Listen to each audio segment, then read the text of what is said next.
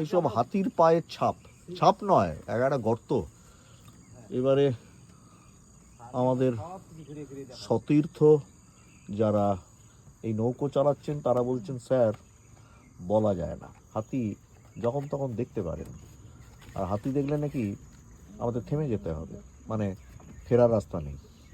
তখন এসব chocolate bomb টোমনা রেখেছেন, এই চকলেট বোম আমাদের লাগে না হলে কিন্তু হাতি ভাগানো মুশকিল হয়ে যায়, হাতি ভাগানো মুশকিল হয়। হ্যাঁ, 1-3 সন্ধ্যেবেলা, তার উপরে হাতি এখানে স্নান যদি করতে আসে, আমাদের যে কি বিপদে পড়বো।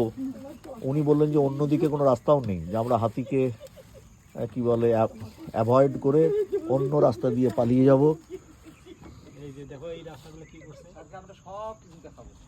না সব দেখাবেন বুঝতে পারলাম, কিন্তু আমার তো ভয় লাগছে, এত দেখে লাভ নাই।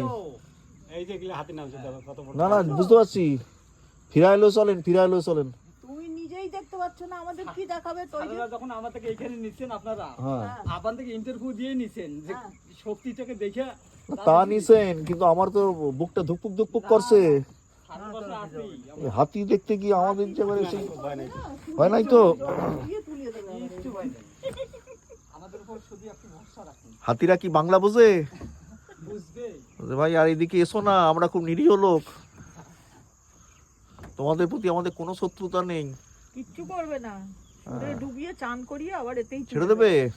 আমরা দুটো হাত তুলে যদি হ্যান্ডস আপ করে দিই, হাতি কি বুঝতে পারবে আমরা আত্মসমর্পণ করেছি? না না, চান করাবেই। চান করাবে? ও বাবা সরফরাজ, আমি তো জামা টামা নিয়ে আসিনি গো, তো রাত্রে শোবো কিসে যদি চান করিয়ে দেয়? ভিজে কাপড়ে তাহলে রাত্রে শুতে হবে।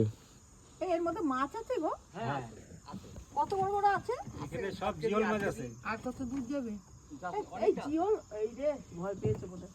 বলছি জিওল মাছ আছে গো? হ্যাঁ, মাগুর, শিং, ট্যাংরা, কই, পাবদা, শোল, ছাটি। ওহো ওহো, তা তুই জালটা আনতে পারতে, তাহলে আমরাও জ্যান্ত মাছ নিয়ে যেতাম 4টি। ফাঁদি জাল নিয়ে এসছেন উনি, মাছ ধরে খাওয়াবেন, এদিকে হাতির পাল্লায় পড়বো সেই চিন্তা নাই, বলছে মাছ খাওয়াবে হবে। কিচ্ছু ভয় নেই, উনি অভয় দিয়েছেন, ঠিক আছে চলি। আচ্ছা বাইসন টাইসন এলে কোনো ভয় নাই তো? আর বাঘ? বাবা এ তো বক্সা টাইগার রিজার্ভ। টাইগার নাই স্যার, এমনি তোমার কালো পান নাকি বলে এটা আছে। ও বাবা, সেটা আরো ডেঞ্জারাস। লেপার্ড আছে, আবার চিতা আছে। এ বাবা, লেপার্ড, চিতা।